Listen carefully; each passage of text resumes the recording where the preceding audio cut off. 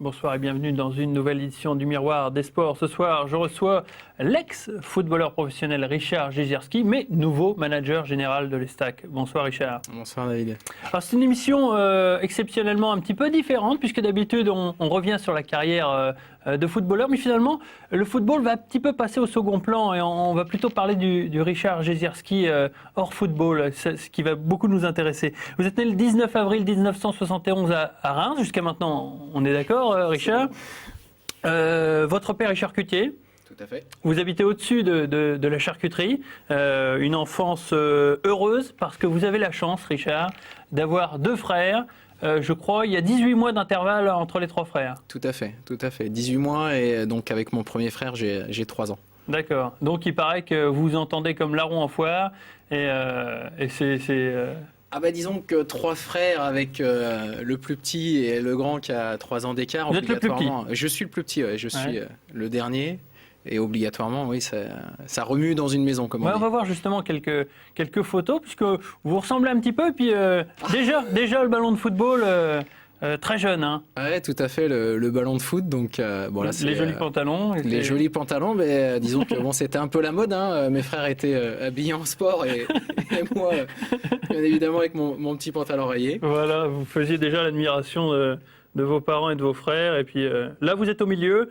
Ouais, je suis au milieu, donc mon grand frère qui tient la langue et celui du milieu qui est à droite. Alors donc, ce qu'on ne sait pas, c'est que finalement vous êtes un peu issu d'une famille de footballeurs, parce que votre père déjà baignait un petit peu dedans, puisqu'il était déjà un petit peu entraîneur des gardiens. Oui, il a été déjà joueur à son niveau, comme on dit, mais vraiment fervent footballeur. Et puis c'est vrai que c'est une belle photo dans notre jardin. Ouais, tout à fait. C'était pour l'Union, je crois. C'était pour l'Union où en fait je jouais avec mon frère qui est Vous êtes à l'extrême droite. Ouais, et moi je suis à l'extrême droite. Et en fait, avec mon frère qui est avec le maillot blanc, on jouait en professionnel à Reims tous les deux. L'autre frère, par contre, n'a pas... Non, il n'a pas percé. C'est vrai que, voilà, comme il le dit lui-même, il n'avait pas les qualités pour être footballeur. Maintenant, il a fait des études aussi, donc c'était aussi important. Il a trouvé sa voie. Tout à fait. Votre club numéro 1, c'est Sainte-Anne de Reims. Sainte-Anne de Reims, tout à fait. On va voir une photo, justement, l'une, pas des premières photos, mais donc de ce club qui vous tient à cœur, parce qu'il est intervenu avant de porter les couleurs du stade de Reims. Ouais. Alors là, vous êtes en bas à droite. Oui, tout à fait. Déjà le brassard de capitaine, je crois, non? Pas sur cette photo-là, mais effectivement, je l'ai eu régulièrement. Hein. Ouais. Défenseur déjà dans l'âme? Départ milieu de terrain défensif, mais de toute façon, vu les qualités que j'avais devant le but, on a toujours dit qu'il fallait mieux que je sois défenseur qu'attaquant. Donc, mais oui, défenseur dans l'âme, de toute façon, je rageais à chaque fois qu'on prenait un but, donc c'est dans mes convictions. Alors pour accélérer un petit peu le parcours, vous partez à Toulouse, vous vous retrouvez à Créteil, vous passez au Mans, vous vous cassez la jambe entre Le Mans et Troyes, puisqu'il y a cette liaison avec Troyes. Ça vous met un coup, là, cette jambe fracturée, en plus qui est mal soignée, qui est mal considérée, on va dire. Qui est mal consolidé parce que c'est vrai que j'avais que le tibia de cassé, donc le péroné faisait attelle, donc obligatoirement les 2 morceaux de tibia ne se touchaient pas, donc ça a été extrêmement long. Il y a un souvenir d'ailleurs de cette période où Alain Perrin m'avait laissé partir une semaine à la neige. C'est étonnant. En fait, disons que sur cette période j'étais arrêté 18 mois quand même, donc il fallait quand même que... Là c'est la 2e fracture de jambe, hein, et on se posait déjà la question avec le coach à savoir si j'allais continuer à jouer au football ou si j'allais arrêter. Ouais. Maintenant c'est vrai qu'il faut aussi reconnaître la volonté d'Angèle Mazzoni de me faire signer une 2e fois, parce que c'est vrai que j'avais signé 1 an, je me recasse la jambe au départ de ce contrat, et sur la 2e fracture, quand je reviens, il me dit voilà, de toute façon tu vas re-signer, donc voilà, c'est quand même vraiment un gage de confiance, et vraiment ça, on peut rien dire de plus, parce que quelque part tout est résumé dans ces quelques mots, quoi. Alors pour faire une petite parenthèse dans ce cursus, il faut dire que vous n'avez pas fait de centre de formation. Vous êtes allé à l'école, comme tout le monde, au lycée Roosevelt, notamment. Vous avez obtenu un BTS, je crois. Non, un bac E en fait. Bac E. Bac E, parce que on était tous. Oui, bac E, oui, Voilà, bac E. bac Et E. vous avez essayé ensuite de... J'avais un BTS domotique parce que c'est vrai qu'une fois que j'ai eu mon bac, je me suis orienté sur un doc de physique et je suis parti à Toulouse avant les examens de décembre. Donc obligatoirement, après, je me suis réorienté l'année d'après sur un BTS par correspondance parce que c'est vrai que c'était un peu plus facile que de suivre des cours et c'était un peu plus compliqué. Ouais. Donc au lycée Roosevelt, il y a plein de copains. Vous rencontrez aussi votre femme au lycée Roosevelt. Ouais. Je crois qu'on a un invité mystère qui peut nous parler de cette époque. J'espère qu'il est avec nous en ligne. Non, il n'est pas encore avec nous en ligne, il sera dans quelques instants. Mais c'est vrai qu'il va nous remémorer certaines épopées, comme le fait de fêter le Beaujolais nouveau le matin, et avant d'aller en cours. C'est assez particulier, quoi. C'est particulier, mais bon, faut quand même expliquer que c'était sur ma deuxième terminale, puisque j'ai redoublé ma terminale, sachant que sur la première, je commençais à jouer en pro, donc c'était un petit peu compliqué. Ouais. Et sur la deuxième terminale que j'ai effectuée, on était tous que des redoublants. Ouais. Donc obligatoirement avec minimum un an de retard. C'était la E3. Ah bravo, ouais, j'aurais pas su dire que c'était la Terminale E3. E3. Ouais. Et donc effectivement on débauchait de temps en temps les profs pour aller au café. Et lors du Beaujolais nouveau... C'était Bernard le patron. Ouais. Et de mémoire c'était un vendredi et on a passé la journée au café. Et ensuite on va en cours, on est un petit peu éméché et on dort un petit peu. Le vendredi après-midi, on avait 2 heures de philo. Ouais. Donc obligatoirement, le prof de philo, il comprenait. Enfin, nous, on comprenait pas ce qu'il disait, mais lui, il comprenait pas non plus ce qu'on lui répondait. D'accord, voilà. J'imagine. Alors, est-ce qu'on a notre invité mystère en ligne ? C'est une question de secondes.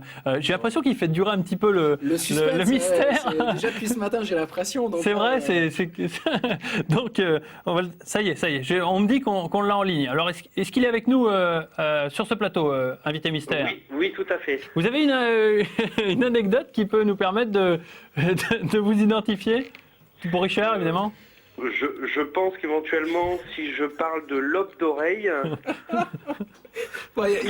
Il n'y a pas photo, rien qu'avec la voix, mon gros, c'est obligatoire, je t'ai reconnu. C'est Jean-Philippe Sevrin. Voilà. Exactement, c'est bien Jean-Philippe Sevrin. Je suis désolé de casser le suspense, mais effectivement, alors... Qu'est-ce qu'ils ont, ces lobes d'oreille ? Ah, ils sont extraordinaires, non mais faut le connaître. Hein. C'est les plus beaux lobes d'oreille que j'ai jamais vus. Je crois qu'on a une photo. Ah là, il faut la montrer parce que s'il y a une photo, c'est fabuleux. Non, ils sont doux.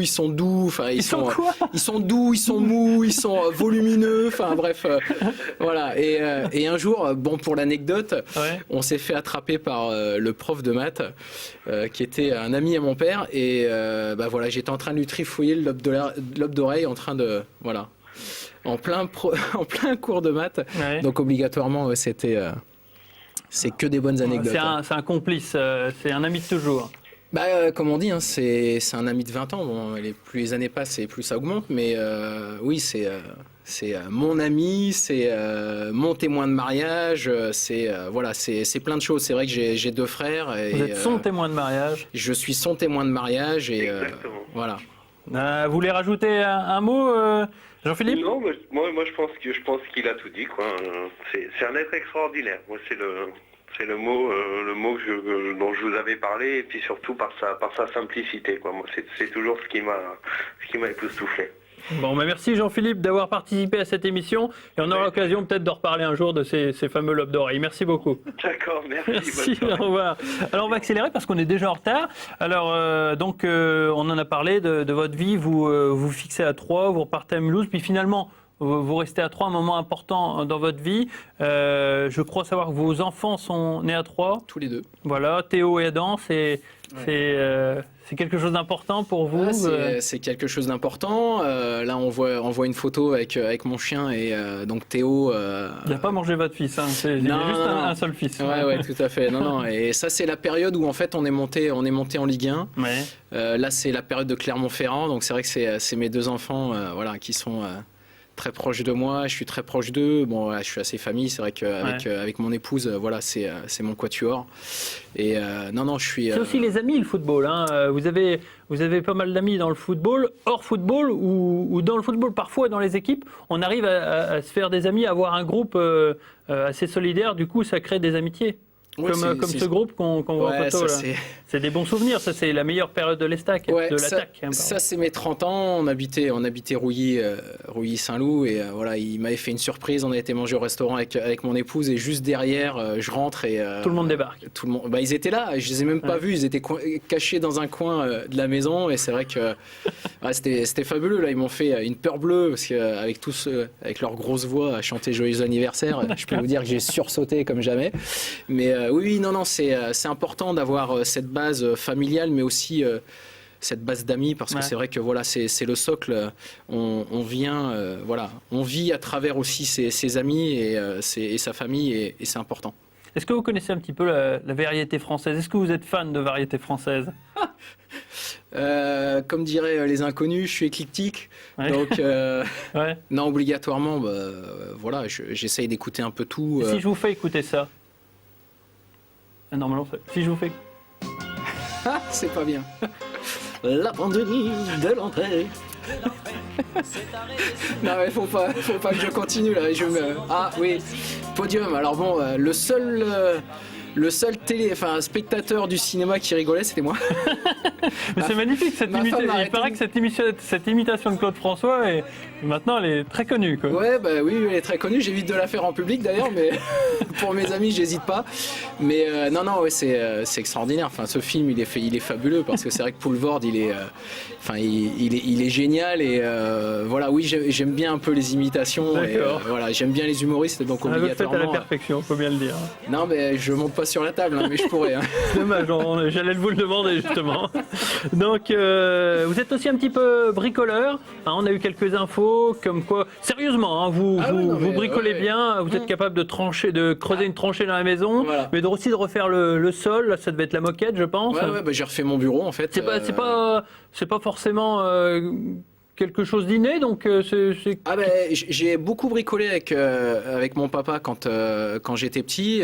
On a fait des clapiers pour les lapins. J'ai monté avec lui la cuisine à la maison. Voilà, je dirais que aussi bien mes enfants sont proches de moi, moi je suis très proche de mes parents et c'est vrai que j'ai passé énormément de temps avec mon père, à visser, à bricoler, à être dans la charcuterie. Quand justement vous parliez de la charcuterie, qu'on habitait à l'étage du dessus, je descendais souvent aider mon père avec la raclette pour nettoyer le laboratoire. Ouais. J'avais mon petit tablier et puis ma petite cotte de charcutier. Et, ça c'est vrai que par rapport à mes parents, je leur dois beaucoup et je suis très proche et c'est ce que j'essaye de transmettre à mes enfants. Pour terminer cette émission, on n'a pas le temps de tout évoquer, mais pour un petit peu regrouper tout, je dirais que apparemment vous êtes mauvais joueur pour les jeux de société, notamment à ballonne. Vous aimeriez bien faire du golf, mais vous n'avez pas le temps. Vous adorez la tarte aux pommes. Ouais. Steve McQueen est votre acteur préféré. Ouais. Et votre rêve, c'était d'être pilote de ligne. Oui.